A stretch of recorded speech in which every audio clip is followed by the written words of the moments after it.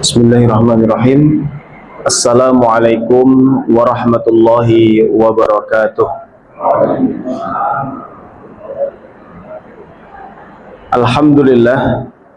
Alhamdulillahilladzi arsala rasulahu bil huda wa dinil haq liyudhhirahu 'ala dini kullihi wa kafa billahi shahidah. Asyhadu an la ilaha illallah wa asyhadu anna Muhammadan 'abduhu wa rasuluhu la nabiyya wa la rasulahu ba'dah. Allahumma la ilma lana illa ma 'allamtana warzuqna fahma. Allahumma inna nas'aluka 'ilman nafi'an wa rizqan thayyiban wa 'amalan mutaqabbalan. Amin. Amma ba'du. Ma'asyiral muslimin, Bapak Ibu rahimani wa rahimakumullah. Sumangga ingkang sepindah kita lajengaken malih raos puji syukur dumateng Allah Subhanahu wa taala ingkang tasih maringi kathah-kathah kanikmatan, nikmat iman Islam, sehat sempat, saha nikmat ingkang tentunipun kathah sanget boten saged kula lan panjenengan sami hitung. Nggih, salah setunggalipun ing wekdal menika Allah guyur kita dengan air hujan yang begitu deras, dan mugi-mugi air hujan ini menghantarkan keberkahan untuk kita semuanya. Amin. Sholawat lan salam boten kesupen sumangga kula lan panjenengan sami unjukaken dumateng Nabi kita Rasulullah Muhammad sallallahu alaihi wasallam, keluarganipun, sahabat, tabi'in, atba'ut tabi'in lan sedaya umatipun Kanjeng Nabi ingkang istiqomah. Lan mugi-mugi kula lan panjenengan sami mangke ten yaumul akhir insyaallah pinaringan syafaatipun. Amin ya rabbal alamin. Bapak Ibu hadirin hadirat rahimani wa rahimakumullah. Pripun kabaripun, sehat? Ya, niki wayah-wayah kathah ingkang masuk angin niki. Ya, beberapa kula ngisi pengajian termasjid niku aromane niku pun mboten aroma parfum. Aromane niku nek mboten remason nggih fresh care. Ya.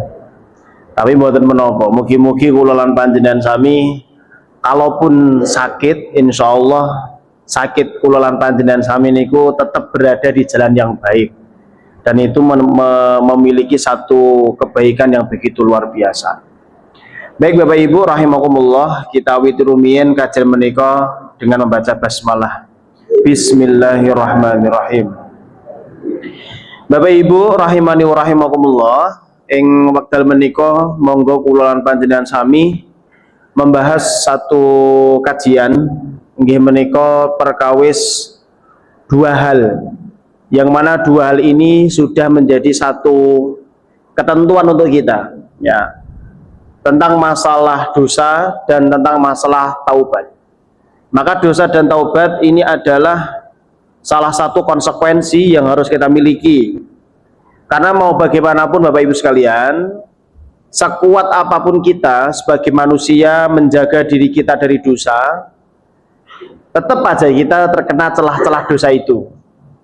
Karena Rasulullah Muhammad niku nggih nate ngendikan ten setunggalipun hadis, kullu bani Adam khotta'un. Sedayanipun umat keturunan Bani Adam nggih menika ingkang disebut dengan manusia identik sekali dengan kata al-khotta', salah, dosa, maksiat. Ya, tapi Rasulullah tidak terus memberikan satu justifikasi, atau Rasul tidak memberikan satu nama khusus untuk para pelaku dosa, tapi justru Rasulullah memberikan satu solusi.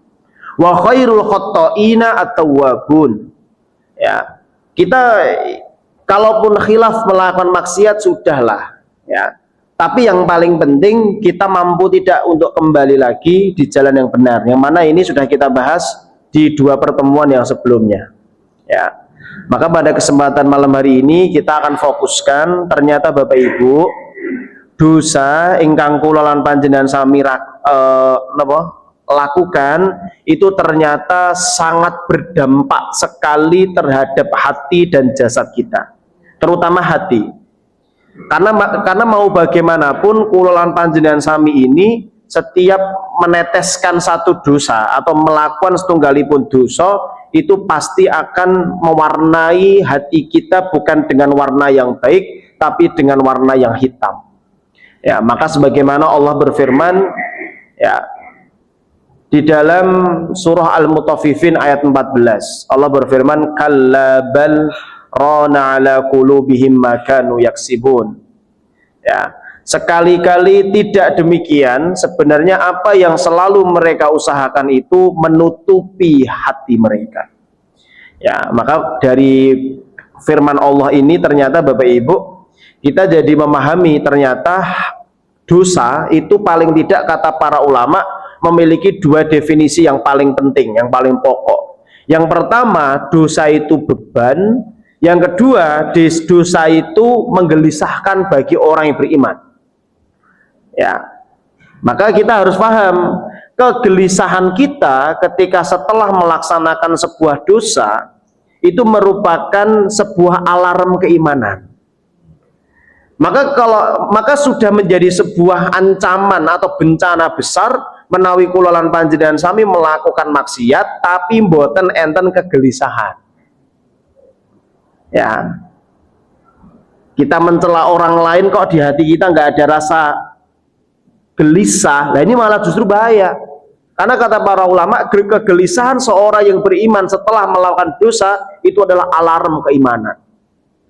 Maka ini sudah dicontohkan, tertuang di banyak sekali kisah Bapak Ibu. Ya, banyak sekali kisah yang akan mencerminkan bagaimana dosa itu menggelisahkan bagi orang-orang yang betul-betul mengimani Allah dan Rasul-Nya. Pertama, panjenengan nate mireng napa dereng wonten setunggalipun sahabat Ansor asminipun Sa'labah bin Abdurrahman ya radhiyallahu anhu. Sa'labah bin Abdurrahman menika salah setunggalipun sahabat Nabi saking Ansor, lan beliau ini menjadi khodimnya Nabi, pembantunya Nabi. Ya, namanya pembantu berarti kan siap untuk melayani tuannya, ya, siap melayani tuannya. Maka pernah suatu ketika Bapak Ibu sekalian, Sa'labah radhiyallahu anhu ini pernah diminta oleh Rasulullah untuk suatu keperluan. Akhirnya beliau keluar. Ya. Maka dikisahkan di dalam sebuah kisah itu Sa'labah bin Abdurrahman ini berangkat menuruti apa yang atau mentaati apa yang disampaikan oleh Rasulullah. Kemudian masuklah ke gang kecil di penjuru kota Madinah. Kemudian di gang kecil itu ada rumah yang pintunya itu terbuka. Rumah pintunya terbuka dan pintunya itu langsung lurus ke arah kamar mandi, yang kamar mandinya itu tertutup hanya dengan kain. Dan Sa'labah bin Abdurrahman radhiyallahu anhu qadarullah, ketika melihat rumah itu matanya langsung melihat ada seorang wanita mandi di dalam kamar mandi itu, kemudian pintunya tersingkap tanpa sengaja terlihat. Tanpa sengaja terlihat. Nek bosone kula lan panjenengan sami mboten sengaja ngoten niku nikmat napa musibah, Pak? Nek bosone kula lan panjenengan sami, kelasnya kula lan panjenengan sami niku mungkin kok ya gurmak kelebat ngoten to. Nah ini gini Bapak Ibu. Maka sikap yang dirasakan oleh Sa'labah bin Abdurrahman dengan kalaupun itu kita berada di kondisi itu, kayaknya sih pasti kita akan berbeda sikapnya dengan Sa'labah bin Abdurrahman. Mungkin kalau kita akan beranggapan sebagaimana apa yang dikatakan Imam Syafi'i, kedipan yang pertama itu nikmat. Kan begitu. Tapi Sa'labah bin Abdurrahman ini levelnya bukan di situ lagi levelnya. Ketika Sa'labah bin Abdurrahman ini melihat tanpa sengaja seorang wanita yang mandi di dalam kamar mandi, yang tersingkap tanpa sengaja itu tadi, ya. Kemudian Sa'labah lantas tidak berani kembali ke rumahnya Nabi. tidak berani. Alasannya apa? Karena dirinya merasa tidak pantas, karena dia sudah berzina, karena dia sudah menggunakan matanya untuk melihat sesuatu yang diharamkan oleh Allah, akhirnya merasa hina untuk ketemu dengan Nabi Muhammad. Enten mboten tiyang mriki sing ngoten niku. Ketingali mboten wonten nggih, ketingali. Ya, susah itu. Nah, singkat cerita Bapak Ibu, ternyata Tha'labah bin Abdurrahman ini pergi untuk naik ke atas bukit di salah satu bukit di Madinah. Ya, walaupun di beberapa riwayat disebutkannya gunung. Di antara itulah dataran tinggi yang jelas. Tha'labah bin Abdurrahman ini tidak kunjung pulang sampai Rasulullah itu khawatir. Akhirnya Rasulullah memanggil beberapa sahabat, di antaranya ada Umar bin Khattab dan Salman Al-Farisi, dan diikutilah beberapa sahabat diminta untuk mencari keberadaan Tha'labah bin Abdurrahman. Dicari di penjuru kota Madinah tidak ketemu. Boten wonten Rasulullah, Tha'labah tidak ada. Nah, dengan petunjuknya Allah, Rasulullah memerintahkan kepada Umar dan Salman Al-Farisi untuk carilah Tha'labah ke atas gunung. Betul lah Bapak Ibu. Umar bin Khattab dan gerombolannya tadi dengan para sahabat yang lain mengikuti apa yang disampaikan oleh Nabi, mencari Tha'labah di atas gunung. Sebelum naik ke atas gunung, mereka para sahabat itu ketemu dengan penggembala kambing. Tanya itu Umar bin Khattab, "Pak, jenengan nate ketemu napa mboten? Wonten tiang kakung dhuwur, mboten patek lemu, terus tiang ini ku riang gembira." Jadi Tha'labah niku diceritakan beliau ini terkenal tiang sing nek bahasa kita nggih sumeh grapiak lah ngoten. Ya, di mana-mana itu nek ketemu tiang senyum. Ya, yang mriki lagi ngoten ta? Tapi lah senyumnya pas enten tiang ta. Mboten nek mboten enten tiang. Aku tetap menebar senyum walaupun tidak ada orang, karena bisa jadi di situ ada jin yang tersenyum kepadaku gitu ya. Nah, kemudian Bapak Ibu rahimakumullah, ketika sinten mau penggembala kambing ditanya dengan kriteria yang mirip itu, kemudian penggembala kambing bilang, "Saya nggak pernah ketemu sama laki-laki model kayak gitu. Cuman akhir-akhir ini saya ketemu sama laki-laki yang mirip kriterianya, tapi beda. Orangnya tidak terlalu gemuk, iya, cenderung kurus, tinggi. Cuman dia kalau turun dari atas gunung selalu menangis. Matanya itu kalau bahasa kita bedu nih weh. Begini bahasa bedu-bedu mboten. Mboten enten. Nek tenggone kula niku bahasane mripate nek banangas niku bedu-bedu. Ya, sembab niku. Ya. Matanya itu terlihat setiap hari itu menangisi sesuatu. Kalau kriteria yang Anda sampaikan itu adalah seorang laki-laki yang riang gembira, tapi beliau tidak. Terus Umar bin Khattab dengan ini ya, dengan basirohnya ya, dengan petunjuk dari Allah, mungkin itu orangnya. Tapi kamu jangan di sini, pasti dia tidak akan pernah mau turun. Akhirnya singkat cerita mereka semua bersembunyi, Pak. Ya, sembunyi di salah satu ya batu lah. Kemudian Tha'labah ini selama di gunung itu senantiasa turun untuk meminta susu terhadap si penggembala kambing tadi. Betul lah, waktu itu turun, Umar bin Khattab dan para sahabat melihat itu. Dan akhirnya dikejarlah, akhirnya benar-benar ketemu, dan itu sudah dipastikan Tha'labah bin Abdurrahman ditemukan dalam kondisi matanya sering menangis, kedua badannya sangat kurus, yang ketiga sakit. Dibawalah ke Rasulullah, kemudian kepalanya Tha'labah bin Abdurrahman dipangku sama Rasulullah, kemudian ditanya, "Kamu ini ngapain kok kayak gitu?" Dijelaskan sama Tha'labah bla bla bla bla bla. Rasulullah menjelaskan, "Kamu harus ingat, Allah itu maha mengampuni hambanya." Beberapa waktu setelah itu Tha'labah wafat. Tha'labah wafat karena sakitnya sudah terlalu parah. Kemudian Rasulullah menjelaskan kepada para sahabat, "Ketahuilah wahai sahabatku, yang melayat menghantarkan Tha'labah bin Abdurrahman tidak hanya manusia, tapi para malaikat juga ikut mengiringi pemakaman Tha'labah bin Abdurrahman. Bapak Ibu rahimakumullah, dari kisahnya Tha'labah bin Abdurrahman ini kita jadi mengerti ternyata normalnya seorang yang beriman ketika melakukan sebuah prosesi maksiat, entah niku disengaja napa mboten disengaja, itu kudu enten kegelisahan, harus ada, ya harus ada, nggak boleh tenang-tenang, itu nggak bisa, nggak boleh. Nah kalau kita melakukan setunggalipun maksiat kok hati kita tetap tenang, itu justru bahaya, ya itu justru bahaya. Itu kalau di dalam bahasa kita itu, kalau misal nih kula lan panjenengan sami salate ya ora patek tenanan, mungkin ya kadang bolong-bolong gitu, sama tetangga ya nggak terlalu baik, tapi kok duitnya akeh niku kan, nek kula lan panjenengan sami sering mengenal dengan istilah istidraj. Niki repot niki, nek pun ngeten niki bahaya, karena kita sudah tidak ada kepekaan terhadap sebuah problematik kita terhadap Allah, ya. Maka dari kita Tha'labah ini luar biasa Pak, beliau itu rela, bukan rela ya, beliau itu punya satu rasa yang menjadikan dirinya ini merasa salah di hadapan Allah Subhanahu wa Ta'ala karena satu dosa itu pun tidak sengaja.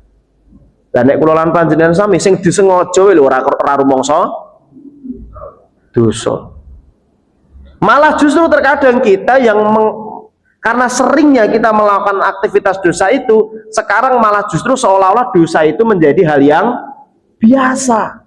Nah ini masalah. Napa meleh hari ini Pak Bu, mohon maaf nggih, hari ini kita ini hidup di zaman wong-wong niku luwih pinter menjadikan sesuatu sing hukumnya haram ketoke dadi halal. Nek zaman riyen, nek yang sudah lampau mungkin kita tahu riba katanya jadi bunga.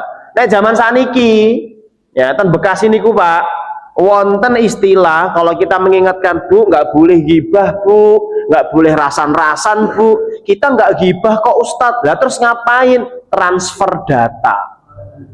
Allahu Akbar, transfer data Pak, jenenge enek meneh niku, transfer data. Terus enten meleh cerita kula niku wonten beberapa jamaah anak muda Pak, jamaah bocah niku sregep ten masjid Pak, sregep pengaosan, tapi pernah kula temui dia sama wanita niku nongkrong ten Alkit niku le, tak foto toh, cekrek. Pas kula ketemu, Mas aku di kapal ketemu wong ganteng banget iki sapa Mas? Lho niku kula Ustaz. Oh kula tak kira kembaranmu. Kan kula ngoten ki ya sok-sokan tok men ramudeng ngoten. Lah iki karo sapa to Mas? Jenengan apa wis nikah apa adimu? Mboten Ustaz, niku rencana wanita yang mau saya nikahi Ustaz. Wong loro tak ning kono. Nggih Ustaz.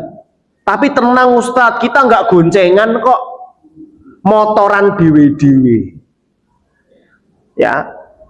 Terus kemudian kita ngobrol-ngobrol, akhirnya dia gini, Ustadz, itu saya lakukan dalam rangka ta'aruf. Iya Pak, ta'aruf kok wong loro tok. Niku bener ya kalau secara syariat? Ya nggak boleh. Ya, ta'aruf itu harus ada ininya lah, apa namanya, perantaranya lah, Ustadz atau bapaknya salah satunya, atau orang lain yang jujur, yang adil di dalam memberikan satu keputusan. Dan ini wong loro tok Pak, dia mengatakan yang dia lakukan itu sebuah ta'aruf. Ta'aruf itu identik dengan kebaikan atau keburukan? Kebaikan, tapi seolah-olah hal yang buruk itu terlihat baik ketika nama pacaran diganti dengan ta'aruf. Maka kalau hal seperti itu sudah biasa, ya sudah, jangan salahkan siapapun. Kalau kita ini hidup ya begini-begini aja, sholat tidak merasakan nikmat, mohon maaf nih, infak masih hitung-hitungan, kemudian pengajian ya masih terkadang males-males. Yang salah bukan pembicaranya, yang salah bukan masjidnya, yang salah kitanya Pak. Kitanya saja sudah terlalu nyaman dengan sebuah dosa sampai kita nggak ngira itu sebuah dosa, Ya apalagi kalau kita melakukan sebuah amalan soleh, ya di situ pasti akan banyak sekali rintangan-rintangan yang akan menghalangi kita dari kebaikan itu. Ya, itu yang pertama. Kisah dari Tha'labah bin Abdurrahman radhiyallahu anhu.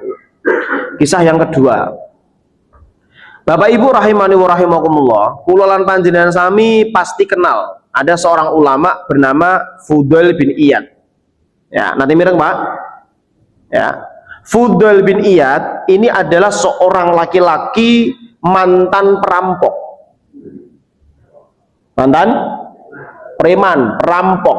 Ya, sampai-sampai kalau salah satu rumah dirampok sama Fudail bin Iyad, wong cing ning jero omah kuwi gak wani ngopo-ngopo, Pak. Wis monggo. Ya. Nah, maka Fudail bin Iyad ini kan asli dari Samarkand. Samarkand itu nek sekarang Uzbekistan. Ya. Nah, beliau ini terkenal dengan apa namanya? Fudail bin Iyad ini ketika masih jadi orang jahiliyah, ketika masih jadi preman, itu sangat disegani dan sangat-sangat ditakuti. Bahkan hatinya Fudail itu, dan beliau mengakui sendiri, hatinya Fudail itu sangat dipenuhi dengan noda hitam karena segala bentuk dosa yang dia lakukan. Nah, pernah suatu ketika dia ini mau merampok, kemudian dia punya niatan untuk ketemu sama wanita yang dia cintai, Pak. Kisahnya begitu. Kemudian ketika memanjat salah satu tembok, ketika mau mengarah ke tempat wanita yang dia cintai itu, terdengarlah seseorang yang sholat. Yang ketika itu orang itu membaca lantunan ayat di dalam surah Al-Hadid ayat ke-16. Surah Al-Hadid ayat ke-16. Nanti silahkan dibaca piyambak-piyambaknya. Ya. Maka singkat cerita, ketika Fudail bin Iyad itu mendengar itu sampai selesai, kemudian turun, nggak jadi itu ketemu sama wanita, turun, namanya preman nggih. Biasanya nongkrong niku sak ketemu nenggon luguh ngoten ta. Nah, betul, Fudail bin Iyad ini di tengah malam, dia setelah mendengar bacaan Quran tadi, Fudail bin Iyad ini berada di satu bawah bangunan yang sudah semi-semi mau hancur. Duduk di situ. Ada dua orang yang mau lewat, salah satunya tahu. Jangan lewat dulu. Di sana ada Fudail. Fudail bin Iyad mendengarnya. Kemudian Fudail bin Iyad mengatakan di dalam batinnya, ya Allah, sehina inikah hamba sampai orang-orang itu takut untuk ketemu dengan hamba. Mereka malam, pagi, siang beribadah kepadamu, sedangkan aku selalu mengingkarimu.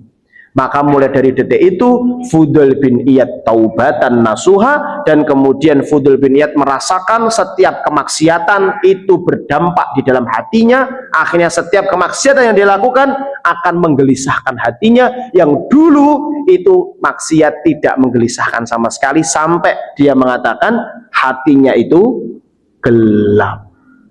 Maka Fudail bin Iyad akhirnya hijrah dari Samarkand ke Mekah dan Madinah, mempelajari ulumus syar'i, dan akhirnya beliau ini menjadi ulama Haramain, ulama Mekah Madinah. Maka Bapak Ibu, menawi kula lan panjenengan sami ketemu kalih tiyang sing wonge mungkin mendeman, mungkin tiyang ini ku senengane maling napa biasane? Contoh terkenalnya mungkin mendolimi, kita nggak boleh mengatakan dia ahli neraka. Kita nggak tahu, Pak, bisa saja dia menjadi penerusnya Fudail bin Iyad, bisa saja dia menjadi penerusnya Umar bin Khattab, yang dulu ketika jahiliyah ditakuti lantaran karena maksiatnya. Setelah dia mendapatkan hidayah, semua orang itu menghormatinya lantasan ilmu. Itulah. Maka kita sebagai orang yang mungkin merasa lebih baik daripada orang-orang yang bermaksiat, kita harus paham kita ini punya masa lalu, sedangkan orang-orang yang melakukan dosa saat ini mereka juga pasti memiliki masa depan, dan masa depannya dia dan masa depannya kita itu belum tahu mana yang lebih baik. Bisa jadi seorang ahli maksiat ditutup hidupnya dengan kebaikan, sedangkan kita ahli amal soleh bisa saja mati kita di dalam kemaksiatan. Mungkin buatan itu terjadi? Mungkin. Bahkan orang-orang yang ahli amal saja itu bisa terjerumus ke dalam neraka. Para mujahidin, para ahli ilmi, para orang yang ahli sedekah ketika niatnya salah.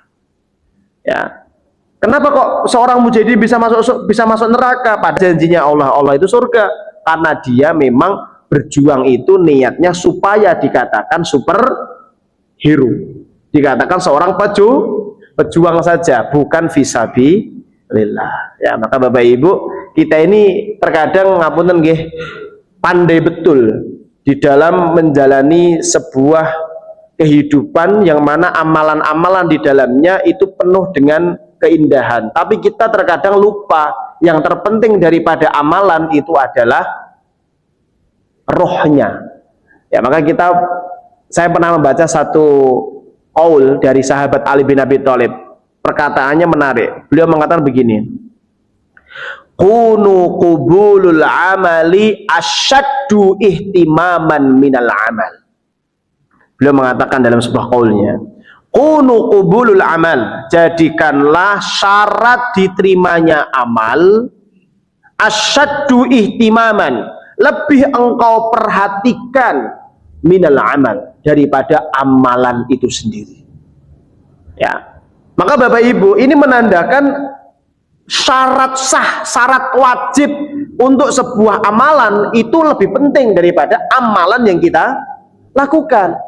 Maka di dalam Islam kalau kita sholat, maka harus memperhatikan wudhu, karena wudhu itu miftahus sholat. Ya, yang anehnya orang sekarang itu punya cita-cita sholatnya khusyuk, tapi wudhunya nggak sempurna. Tangan itu sampai mana Pak? Siku. Tapi banyak loh di antara masyarakat ini ketika pakai lengan panjang, beniknya sampai sini 3 gitu, males ngelepas benik yang ketiga, akhirnya dinaikkan. Apa nih? Sikunya tidak basah. Enten buatan yang ngoten niku? Kuatah Pak. Ya, maka saya selalu sampaikan ke santri-santri kami waktu ada majelis begitu. Kalau kalian piknik, yang diperhatikan jangan pilih pakaian yang paling bagus saja. Pastikan kalau piknik atau pergi ke tempat jauh, karena wudhu kita terbatas, tempatnya terbatas, pastikan untuk sholat kita tidak ada halangan apapun. Salah satunya adalah wudhu. Ya, Jenengan pernah menjumpai di wisata-wisata itu ketika banyak orang sing penting cepet, akhirnya wudhunya tidak sempurna. Ya, maka sahabat Ali bin Abi Thalib ini memberikan satu pengertian dumateng kula lan panjenengan sami, bahwasanya mari Bapak Ibu, kula lan panjenengan sami ini iya memang dituntut untuk senantiasa berusaha beramal soleh, tapi lebih daripada itu kita dituntut untuk mengilmui sesuatu yang menjadikan amal kita itu sah dan diterima oleh Allah. Tapi ketika kita melihat seseorang yang mungkin ada banyak sekali masalah dalam hidupnya, kesalahan, kedoliman yang dia lakukan oleh orang itu terhadap orang lain, jangan kita menganggap dia sebelah mata. Ya, kita nggak tahu Pak hidayah lewat mana. Ya, kita nggak tahu itu. Bisa saja Pak orang itu melakukan dosa lantaran kita, bisa saja. Ya, ada loh Pak beberapa cerita itu, beberapa kisah yang masuk ke saya itu ketika ada orang yang benar-benar dia niatan hijrahnya itu tulus, tapi karena satu omongan orang yang dianggap alim di tempat itu, akhirnya nggak jadi tobat. Ya, orang yang dianggap alim itu belum tentu mampu menyelesaikan masalah orang yang bermaksiat, gitu loh. Maka kita ini ngapunten nggih Pak, kadang kalau ada circle-circle atau kelompok-kelompok yang melakukan dosa, kemudian ada satu satu asatidah masuk ke situ, satu ustadz. Banyak loh Pak orang-orang yang mengatakan, kowe iki ngopo ning kono, engko nak malah melu maksiat. Ya. Itu terjadi Pak, saya pun merasakan itu. Ketika kita masuk di kelompok-kelompok orang-orang yang mungkin dia pelaku dosa semua, kita masuk ke situ, yang nyinyir banyak. Ya, artinya kita ini, mohon maaf Pak, coba kita lihat, kira-kira kita ini termasuk orang-orang yang merendahkan orang lain enggak? Ya walaupun memang orang itu melakukan maksiat, padahal kita tahu apa yang disampaikan oleh Nabi yang disebut kesombongan itu dua, batorul haqi wa ghamtun nas. Menolak kebaikan, kebenaran, dan merendahkan manusia. Kita nggak punya hak sekecil apapun untuk merendahkan sesama manusia, nggak punya hak.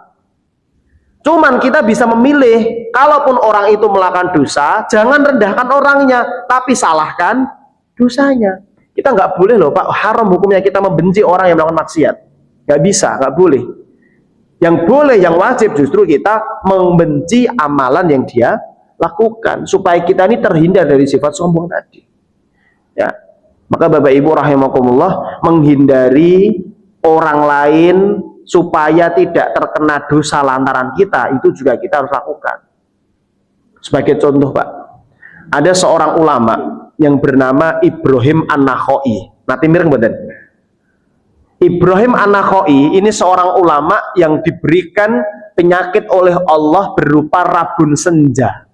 Rabun senja niku berarti nek pun wayahe senja rabun.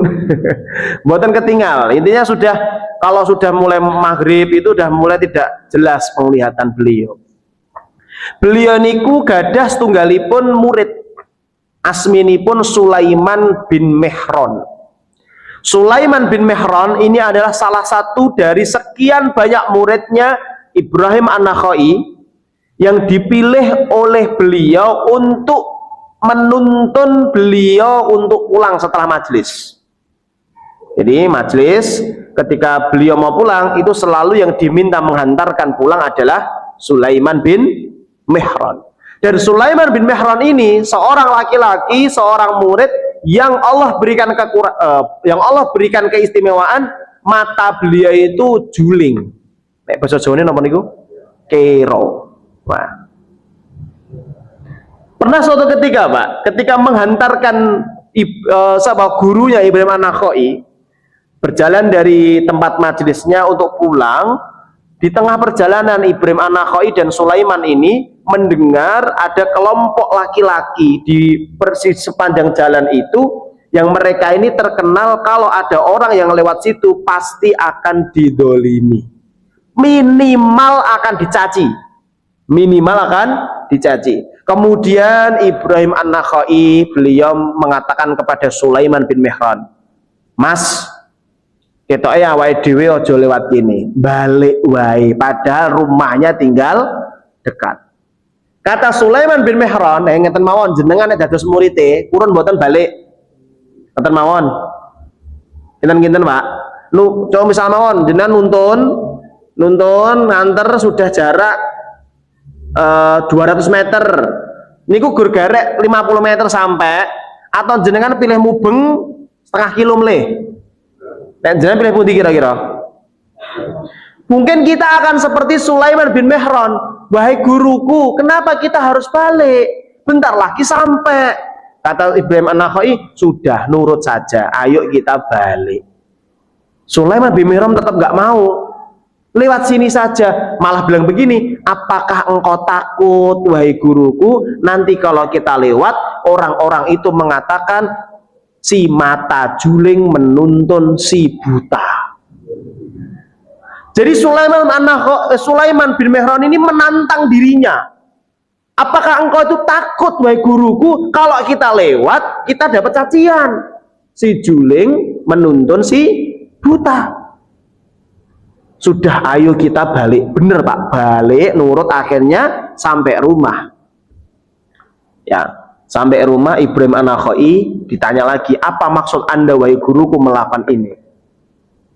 Ya, kemudian Ibrahim An-Nakhai menjawab, wahai Sulaiman, ketahuilah, saya tahu, kita semua tahu kalau kita lewat situ orang itu akan mencaci kita dapat transferan pahala, dia dapat tambahan dosa. Tapi saya tidak mau menjadi penyebab orang lain mendapatkan dosa lantaran kita, walaupun kitanya dapat pahala. Ada nggak yang diantara kita sing enten mikir ngoten niku? Ora peduli, bablas sing tok dosa kowe kan ngoten toh. Nah, tapi kelasnya Ibrahim An-Nakha'i ini udah beda Pak sama kita Pak. Beliau ini ngerti betul, saking cintanya dengan umatnya Nabi, saking cintanya dengan sesama manusia, beliau ini sampai punya kegelisahan orang lain mendapatkan dosa karena kita, walaupun kita nggak salah. Kegelisahan itu sudah di luar kebiasaan kita. Kalau kita mungkin normalnya ngelakuin dosa, gelisah, oke, itu alarm sebuah keimanan. Tapi beliau itu sangat gelisah, sangat memikirkan kalau orang lain mendapatkan dosa karena ya. Maka kegelisahan itu harus benar-benar kita munculkan Pak. Kalau sampai kegelisahan itu nggak ada, coba tanyakan pada iman kita, ada yang salah nggak? Bahkan seorang mukmin itu rela untuk mengorbankan seluruh apa yang dia miliki hanya karena memang dirinya ini harus membalas ini semua kepada Allah, membalas dengan amal soleh tentunya. Kita pernah mendengar satu kisah seorang wanita di zaman Nabi, beliau ini berzina, ya, berzina. Kemudian ketemu sama Rasulullah, ya Rasulullah, saya ini hamil, mengandung, tapi kandungan saya ini adalah anak dari zina. Hukum saya ya Rasulullah, minta hukuman untuk dirajam. Tapi kata Rasulullah, rawat dulu bayimu, bilang sama orang tuanya, silahkan dirawat ini perempuan sampai anak itu lahir, baru nanti setelah itu datang kembali kepadaku. Betul Pak. Kalau zaman sekarang mungkin malah anak hasil zina dipamer kok piye? Artis-artis lho Pak, viral lho. Mirang mboten jenengan, mboten mirang. Alhamdulillah. Anak hasil zina, gitu. Pas zina ini ku sing lanang karo sing wedok padha-padha gelem. Terus yang perempuan ini seolah-olah pengen menunjukkan bahwa dirinya ini korban. Kemudian anaknya lahir, dengan PD-nya dipost di sosial media. Padahal itu jelas-jelas anak zina. Nah, perempuan di zaman Nabi itu loh, setelah melahirkan beberapa hari, beberapa waktu setelah itu datang ke Nabi hanya untuk dihukum. Kemudian setelah itu dirajam betul tuh perempuan, dirajam sampai meninggal, dan beliau meminta kepada seluruh sahabat untuk menyolatkan. Kemudian para sahabat bingung, kenapa engkau rela menyolatkan orang yang ahli zina ya Rasulullah? Dia ini adalah seorang wanita, kalaupun bukan wasiat tapi syafaat, kalaupun syafaat yang dia berikan atau karena tobatnya itu ya akan mampu memberikan syafaat kepada 70 orang dari kalangan orang-orang Madinah. Artinya tobatnya wanita ini diterima sama Allah lantaran kegelisahannya menjalankan maksiat di zaman dulu. Ya, para sahabat mempertanyakan kenapa masih menyolatkan padahal dia ahli zina. Tapi Rasulullah, ini wanita hebat, karena kegelisahannya mampu bertobat dan akhirnya dirajam sampai mati Pak, dia meninggal. Bukan malah ditampak-tampakkan, bukan malah bangga dengan hasil perzinaan itu. Ya semoga saja kita di zaman yang penuh dengan fitnah ini benar-benar mampu terhindar dari segala bentuk fitnah itu. Karena memang ya tadi Pak yang sudah kita sampaikan bahwasanya apa yang kita lakukan hari ini yang salah itu seolah-olah menjadi benar. Kemudian Bapak Ibu rahimakumullah, selain dosa dan maksiat itu menggelisahkan, kita juga harus ingat taubat itu menenteramkan Pak. Salah satu obat yang paling mujarab ketika kita merasa gelisah di dalam melakukan dosa adalah taubat. Ya. Dan pintu atau sebab kita tobat itu kita nggak bisa nebak. Contoh nih, jenengan pernah nggak Pak ada masalah atau punya jenengan pernah melakukan dosa, kemudian jenengan datang ke pengajian, materi nih pengajian niku sing dibahas dosa sing jenengan lakoni, pernah nggak Pak? Niku jenengan kayak dihantemi ta niku ta. Nah itu harus bersyukur karena Allah masih menghantarkan hidayah untuk kita. Ya. Kisah terakhir. Pernah terjadi di dalam kitab Dalilus Sa'ilin karangan sahabat Syekh Anas Ismail Abu Dawud. Ya. Beliau menceritakan di dalam kitab Dalilus Sa'ilin itu ada seorang ibu yang memerintahkan kepada anak laki-lakinya yang berumur 13 tahun diberikan uang sebesar 300 dinar. 300 dinar. Pinten nek sane gini kok. Sakeh ngono nggih. Sak dinare paling ya 4 juta, 5 juta nek dikali 300 berarti pinten niku? Sokeh ngoten mawon. Ya, sakeh. Nasihat ibunya, dari mana? Dari Mekah ini akan ada kafilah dagang yang pergi ke mana? Ke Irak kalau nggak salah. Ya, ke salah satu negeri. Di sana itu ada saudara-saudara ibu. Ini aku bawakan uang 300 dinar, nanti dibagi sekian untukmu sekian. Pesan ibu cuman satu, dari mulai berangkat bersama kafilah dagang sampai ke tempat tujuan jangan pernah berbohong, jujur. Betul Pak, di tengah perjalanan dicegat oleh seorang perampok, seluruh dagangannya diambil. Sampai si ketua perampoknya ini ketemu sama laki-laki bocah yang tadi ditanya, dia apa le? Ketika ditanya seperti itu, anak ini menjawab, saya punya uang 300 dinar.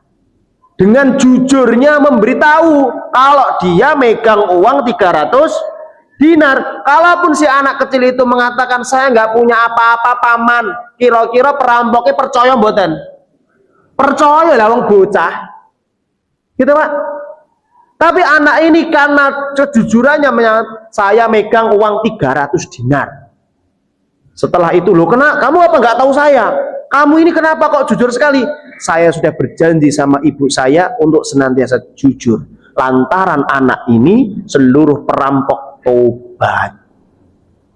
Tanpa terkecuali. Pemimpin perampoknya bilang, kembalikan seluruh dagangannya. Mulai detik ini, kita akan berubah yang awalnya merampok menjadi penjaga perbatasan. Allah, Masya Allah. Maka Bapak Ibu, kita jangan pernah meremehkan pintu taubat sekecil apapun. Kita nggak tahu Pak, kapan Allah jadikan dosa itu expired dari hati kita. Kita nggak tahu Pak, taubat itu kapan muncul di dalam sanubari kita.